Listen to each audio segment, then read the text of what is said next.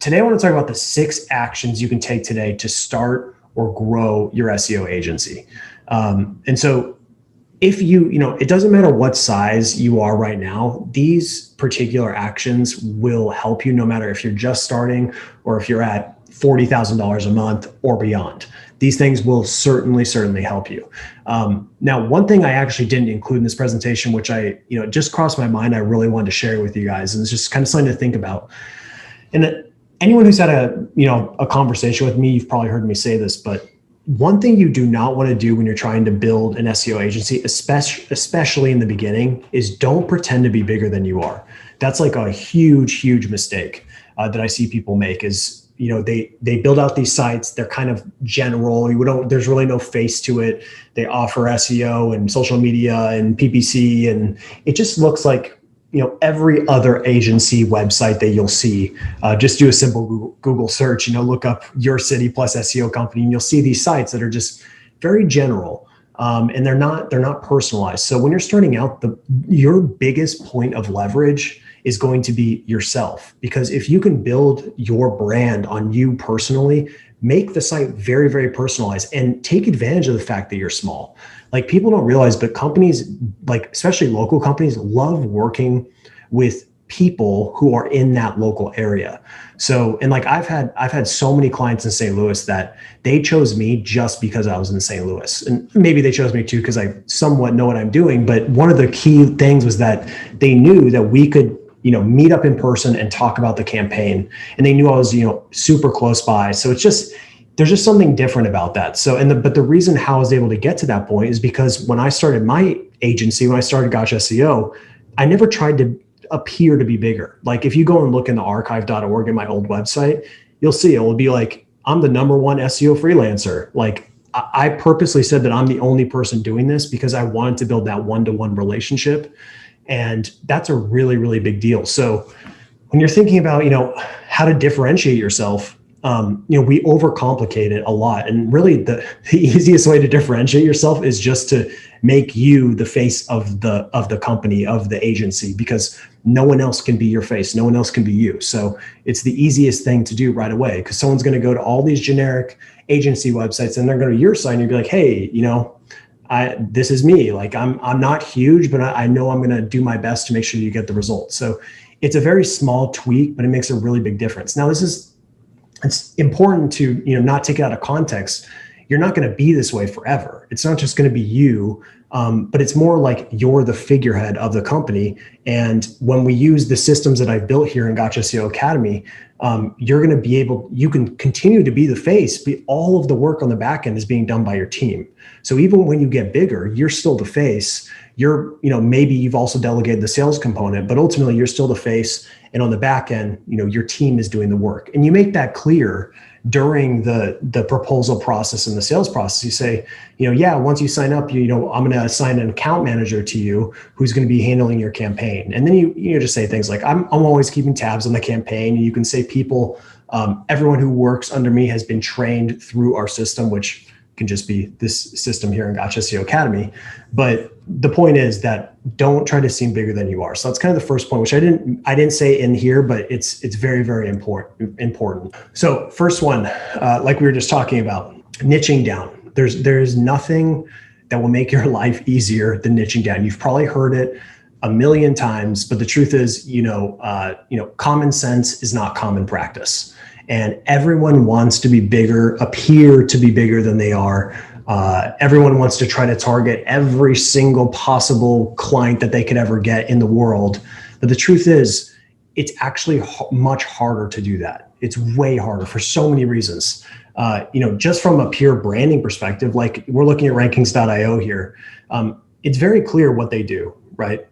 They help personal injury law firms dominate the first page rankings. In other words, they do SEO for personal injury law firms.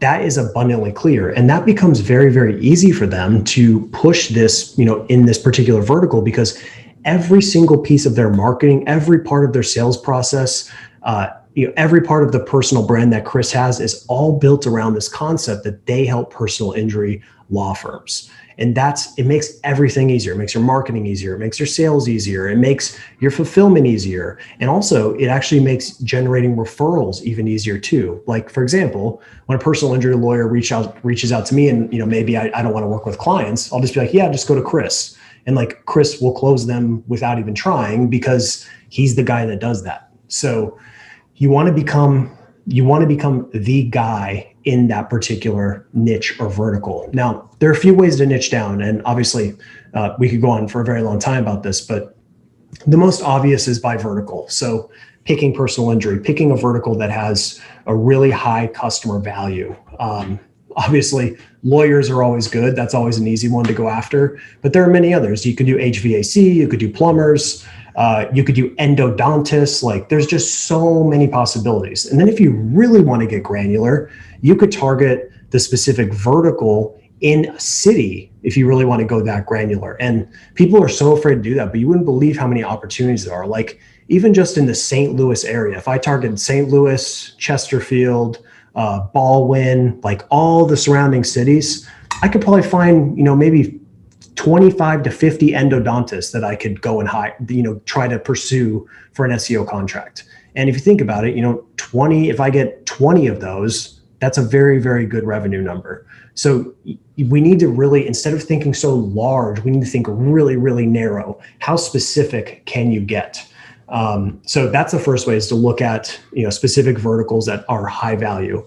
The second way is to really focus on just like a particular city. So if you want to do just SEO, I would do it in a very specific like location. So I wouldn't go after St. Louis if I was starting. I would choose like Chesterfield, and I try to just be the number one SEO company in Chesterfield. So every single local business in that area would think of me when they want Chesterfield, SEO for the Chesterfield company. So getting granular on that front is really, really good too. If you don't want to, pick a particular niche, either way can work. And then the last one, which is splintering off your services. So this is one thing that a lot of SEO companies are so afraid to do, because they're like, well, I want to offer full service SEO. I want to get that nice retainer. But the thing is, you can offer keyword research, you can offer technical SEO, you can offer competitor analysis, you could offer full on audits, you can offer link building, you could even offer just GMB optimization. There's so many things on the front end that you could offer as like your service that you're really good at. And then on the back end, once you bring that person in, then you can go to the retainer. So we'll be talking more about this in a second, but don't be afraid to splinter off your services and become the go-to guy for keyword research. Now, link building is one that's probably the most tapped out at this point. There's so many people that just specialize in link building, so kind of a crowded market, but there's a lot of opportunity in other specific areas within SEO, especially like SEO content creation. Like, there is a huge void on that front. So, but anyway, you can use all the systems within Gotcha SEO Academy to sell these kind of like microservices on the front end, which then leads you to the back end where you can get those retainers. Just wanted to look at these comments here real quickly. Okay. Jaime, you got a question? Yeah. This is, I guess, more for everybody and in general. How do you get out of that mindset? Because let's say for me, and I'm still struggling with it, I'm kind of getting into terms with it. But normally we think that when we have like all these services and all these niches, that we're missing out if we niche down. How do you get out of that mindset? Or how do you, like, what made it click for you, or what do you suggest on doing so that we don't think that way? Right. I don't know if it's. Yeah, I mean, it's more of just a switch, and ultimately just looking at the market, right? Like, so if I wanted to, first you need to identify the market. So I actually have in the training, 50 high value niches, but regardless, all you have to do is, like, if I wanted to go and target endodontists, I would just go and see how many endodontists are, first of all, how many are operating in the US as a total, and then see how many are operating within my particular location. So there is some qualification to make that decision, but people way underestimate how much opportunity there is when you get granular. Like, for example, with Chris, like he could have easily picked law firms, right? He could have picked, yeah, I'm going to go after all law firms. But instead he decided, no, I'm going to go after just personal injury lawyers. And he got very granular with us. Like he literally went, we have SEO at the top, then he went to lawyers, then he went to personal injury. So the only way he could have maybe gone down even further was just to target personal injury lawyers in like one state, for example. So, but that's the way we need to be thinking. We need to be thinking more from like the very most granular niche, and then once we've tapped it out, then we expand up. Not start trying to be VaynerMedia today. We want to start down here like Amazon did with books, right? So Amazon started with books. The first year Amazon made $500,000, which is pretty insane to even say in their first year they made 500,000. But look at how much money they make now. They didn't start making billions of dollars. They started at 500,000 selling just books, and they slowly built on their service offerings. So it's very, very difficult, as you probably see now in the SEO training or my SEO system. Like just to build one system for SEO is so difficult.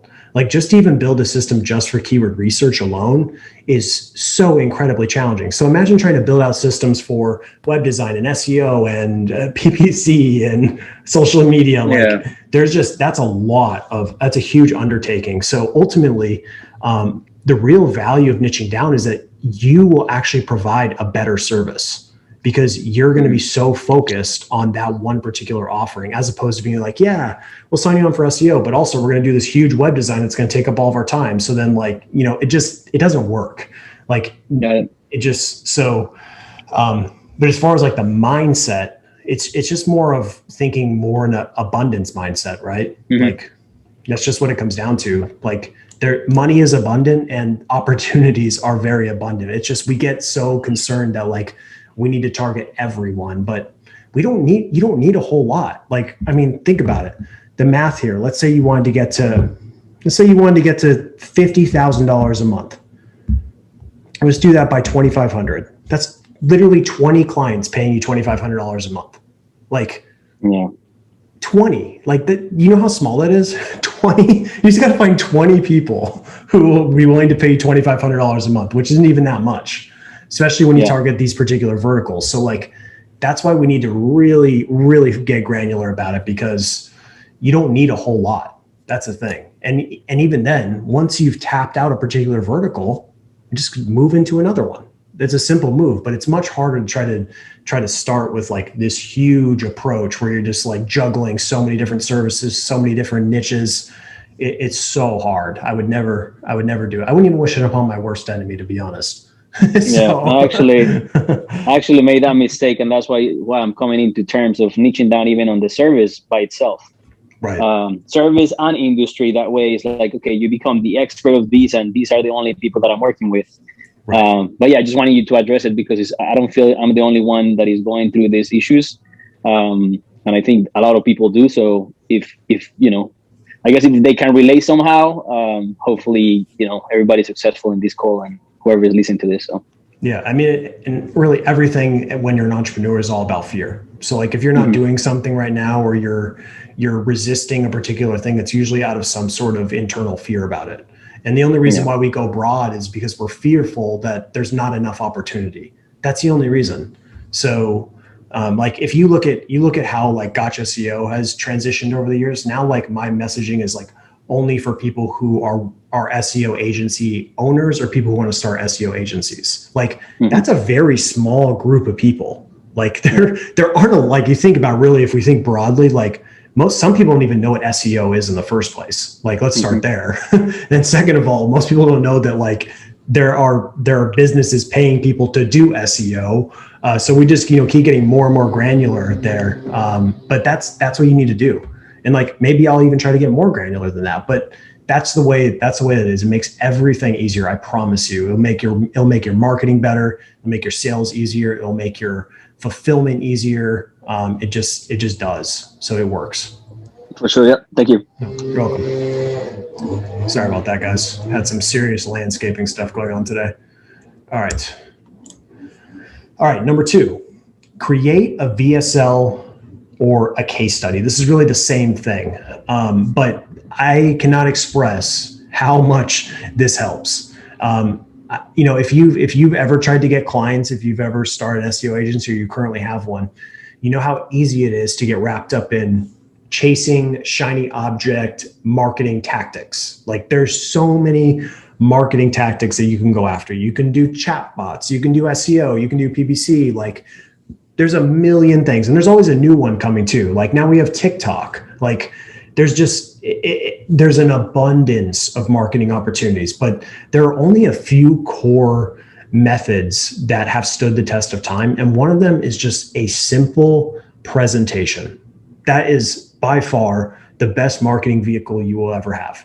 Just a simple presentation using Google Slides, you talking through it, and then saying, hey, if you want some additional help, apply for my services. That is the easiest thing in the world that you can do. And if you can just do that, have that simple process, you have landing page, VSL, video sales letter, and then an application. That's it. Just three simple steps, then drive traffic into that. That if you can just master that simple process and continually tweak and refine that, it will change the game for you forever. And you'll stop messing around with like all these little nonsense things that don't actually work. Like I can assure you, posting on Twitter or posting on LinkedIn, like, yes, that has worked for some of our members. Yes, that worked for some people, but I'd say 99% of the time, it's not going to drive clients. It's just not, because it's not, these platforms are always changing. So we need to rely on things that are very evergreen. And the thing that is truly evergreen are presentations. Like think about, the late great Steve Jobs. Like what did he do to sell the new product? He got on stage, he did a presentation.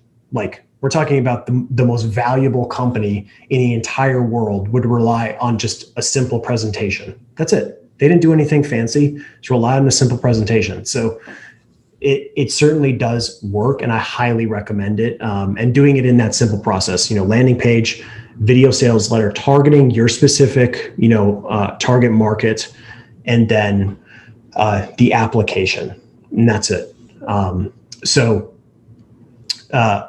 One thing is, you want this presentation to be very specific to your target market. So let's say it was personal injury lawyers. We would say something like, learn how we increased this personal injury law firm's organic search traffic by 534% using 3 simple tweaks. So I just kind of adjusted a little bit there, but we're focusing on a result that we got our target market, so we can attract the other ones into our world. And we're showing them specifically, like, these are the things that we did.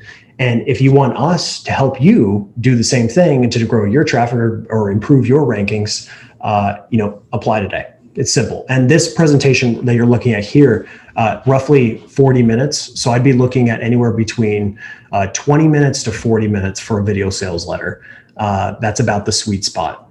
Anything beyond that's a little excessive, but you don't want to be too short, because there is the concept of length implies strength. So we do want to have that in there too. But one thing I'll say is, like, if you notice a lot of my videos that I produce, they're fast cuts, they're moving fast. There's a general rule of thumb in video that you want to have movement every like 3 to 10 seconds, which is ironic because right now this isn't moving at all, but it's a little bit different in this particular context. But for videos that we're trying to keep people really engaged, we want to have movement every 3 to 10 seconds. So, that's something to be thinking about, changing the slide every 3 to 10 seconds, keeping them engaged. And most importantly, you don't need to get SEO results for 20 personal injury law firms. All you need is just one result. In fact, you could just rank for just one keyword and you can create a case study. So don't think you need this massive portfolio to be able to influence your prospects to want to get in touch with you. All they need to see is like, oh, wow, this person who's just like me got this result, and that's the result that I want. Therefore, I want to get in touch with this guy. That's what needs to be going through their mind. That's all we're trying to do. So does that make sense, guys? Any questions on that? Because I know that can be kind of a change if you haven't done that before. Yeah, go ahead, Nick. You can unmute yourself. Okay, so to just speak, can you hear me first of all? Cool. Yep, you're good. So when you talk about your funnel, so it would be landing page with an opt-in is first page. Second page is VSL case study, and then third is application. So no thank you page, no anything like that, straight to application. Yes, exactly. Yeah. So even actually after they opt in, send them directly to the VSL. Yeah. So that's a slight change that I made. I used to have them, I'd send them to like a thank you page, just like, hey, go and confirm your email address. But I found that slight transition lost a lot of people. So a couple nuances there. I would use Vimeo or Wistia for the video itself hosting, so you can see how it's being consumed, which is important because we want to see where people are falling off. Maybe there's some certain points that are making people fall off. So that's important. But then also the other part is I would use a email marketing system like Drip. I personally use Drip. Drip's kind of moved more towards like e-com, but I still use it just because I don't want to move to a different platform. But what you want to do is build out a workflow. So then when people go in through this, they watch it, they get into the workflow, and naturally a large percentage of the people will not apply for your services, but we got them on the email list now. So now we can hit them with a nice campaign that continues to emphasize, the things that we're trying to hit. And that can be, you can do any cadence there. You could do a daily email. I've seen a lot of people do daily emails. You could do a weekly email. Just kind of depends on your target market. If I was targeting like personal injury lawyers, I'd probably be a little more reserved, not so aggressive. So you just got to kind of know the nuances of the vertical. But the latter part of what I'm saying here is like, you need to also have that email campaign set up too. You don't need to have it done before you set this up. It's more of like, once this funnel is set up, also get the email marketing set up as well. Does that make sense? Yeah, it does. Thanks for addressing. Okay, great. All right, let's move on to number 3. Jaime, I used you for this. Okay, so I hope that's all right. So number 3 is pitch and audit. Yeah, so pitch and audit. And I wanted to show Jaime because we had a conversation. I interviewed him. The interview is actually live in the back end now.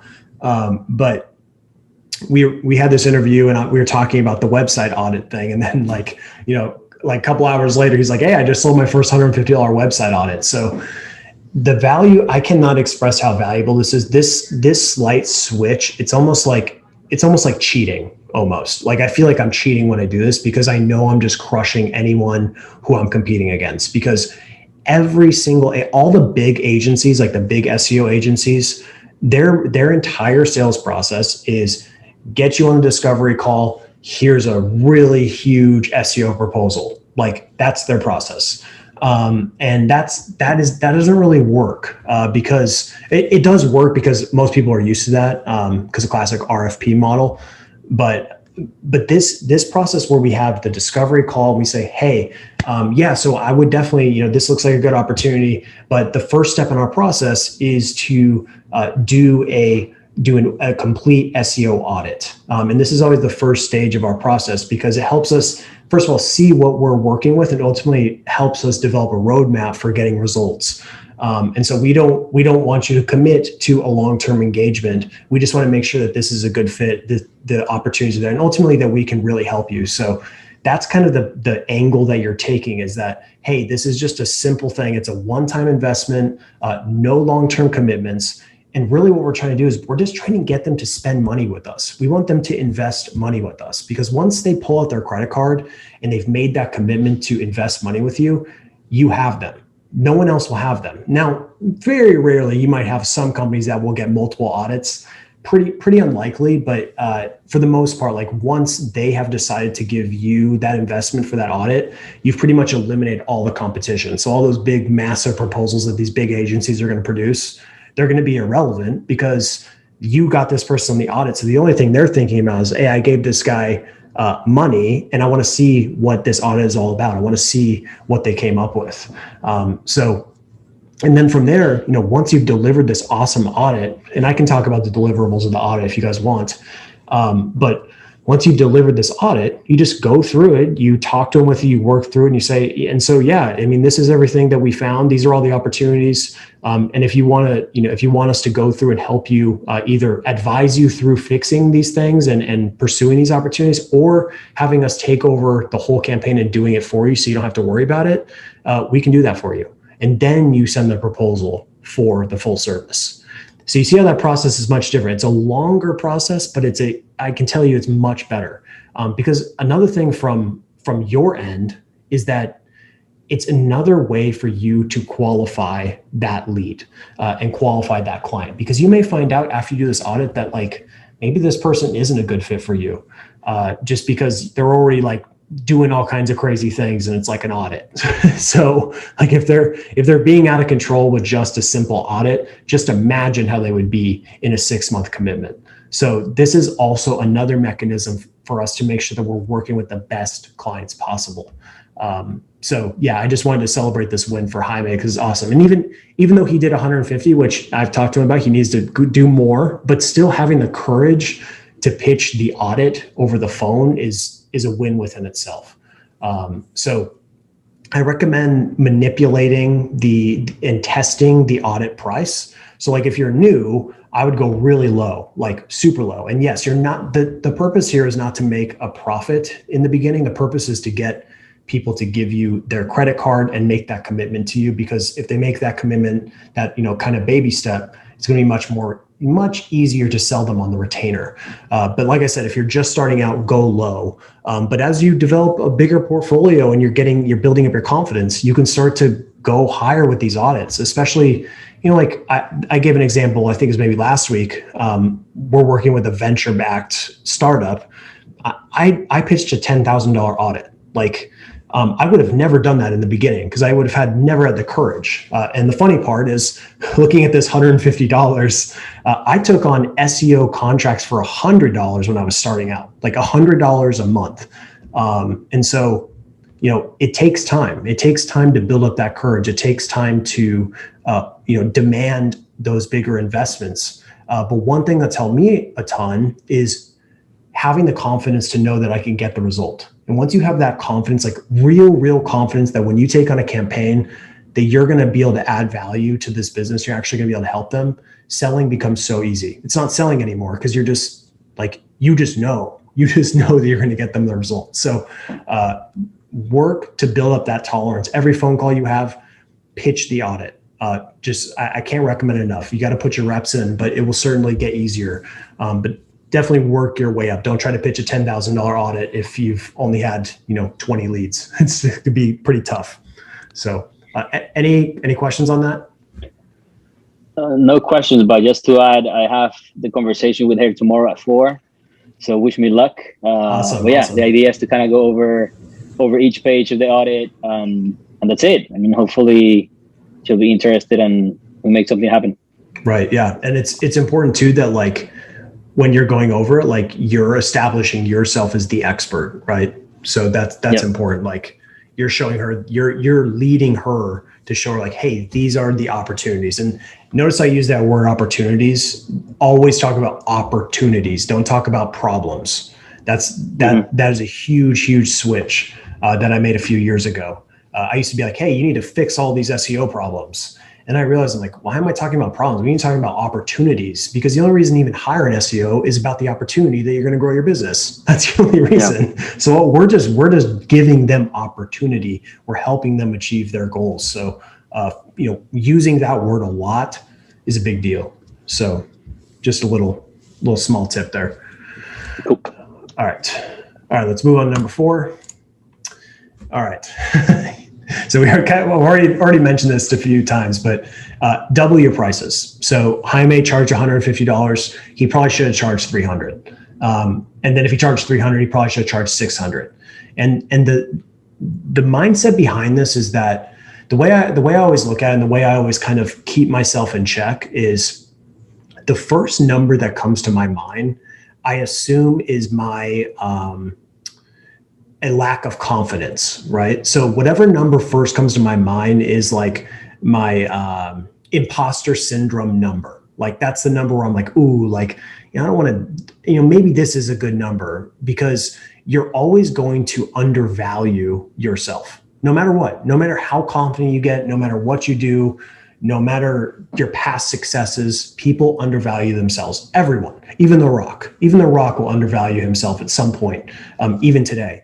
And so the way to kind of manipulate that in your own mind is that when you get that first number, just double that number. And I can guarantee you it's going to be mind blowing. It's going to be scary, but it really does work. So if you're like, I think I should charge this person $1,000 a month for SEO services, charge them $2,000 per month. And trust me, it's not like you will still close contracts, but what you're doing is you're training yourself to value what you do.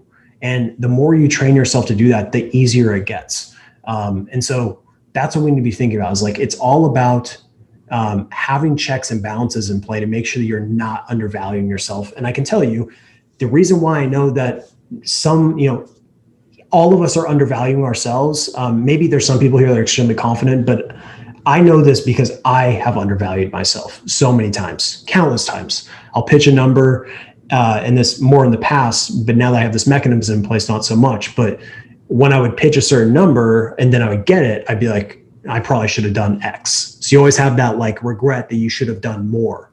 But you can eliminate that regret by always saying, okay, I want to charge $1,000 per month. Okay. Hey, wait a second, Nathan. I'm going to charge $2,000 per month. And you're saying this in your own mind. So it's a very weird thing to do, but I'm telling you, it's the only way to stop yourself from undervaluing your work. And it's just a slight mechanism we can use. So double your prices and always double.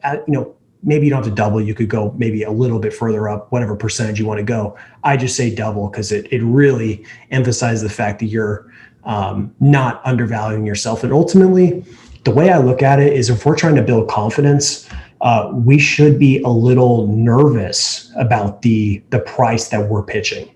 If you're not nervous about the price, it's too low. So like, I don't know who I was talking to about this, but I was saying that sometimes when I have a particular opportunity, I'll try to push it as far as I can, like just to see if I have the courage to pitch a certain number. So like, I had a personal injury lawyer who I wanted to work with. And my first thought was like, I'll do like $5,000 a month. And then I sat there and I wrote it out and I'm like, wait a second here, let's see how far I can go. So I did $10,000 per month. And guess what? I didn't get it. But that's not the point. The point is that I am building up the muscle of pitching high numbers. And the more you build up that muscle, the easier it gets. And guess what? You appear and the perception of you becomes much more valuable when you pitch higher numbers. It's literally proven. So double your prices is the main takeaway. And most importantly, always work to not undervalue yourself, which is the biggest struggle that, pretty much everyone will have. All right. And this goes along with the previous point, but you have to stop playing the volume game. And this is so important for an SEO agency. It's going to be so incredibly challenging if you try to be the Walmart of SEO services. If you try to bring on every small client that you can, $500 per month, $300 per month, like that type of game is nothing more than like a churn and burn game. You're just trying to bring in a ton of volume. You're going to have a huge retention is going to be really bad, but the only goal is just to continually acquire new customers. Personally, those are not the relationships that I want to build. I want to bring someone in and I want to really have a long-term engagement, 2 years, 3 years, 4 years. Like those really pay off because you think about it. We get a client in for, let's say, $2,500 a month. And we keep them for, say, let's say here, do some math. If I can do math live. So let's say we keep them for 4 years. That's $120,000. That's just one client that's worth $120,000. So you think about how crazy that is. Just by retaining them and building a real relationship, that one-to-one relationship with that company or that client, it's so much more valuable long-term. So we need to be thinking about that long-term. Retention is everything. It's literally everything. So, on the left here, at least on my left, we have many, many products, much volume, and our goal is to try to just sell as much as we can. On the other side, we're focused on a few really good products. And that's, for me personally, I love to live on the right-hand side. It's just so much easier. Even going back earlier about how we go about marketing and selling. This is the way we should be thinking is more about these quality clients, these quality relationships that are going to help us net 6 figures over the course of that client's, relationship with your company, as opposed to bringing on 10 clients a month that are going to cancel in 2 months. Because you think about the outcome of that is, first of all, you have angry people. So you have people signing up for services that they didn't really want, but they only got it because it was really cheap, which means they're not really committed to the outcome anyway. As opposed to bringing clients on who actually value your work, are willing to make a bigger investment into their growth. Therefore, they're more committed, and ultimately they're going to be more committed to the outcome and be willing to trust you because they've also made that commitment. So it's a night and day difference. So stop playing the volume game. And then number 6, this goes along with Gotcha SEO Academy 3.0, what I've been working on with you guys. You need to think of your SEO service like an assembly line. And so we don't want every campaign to be different. That's really what we want to avoid.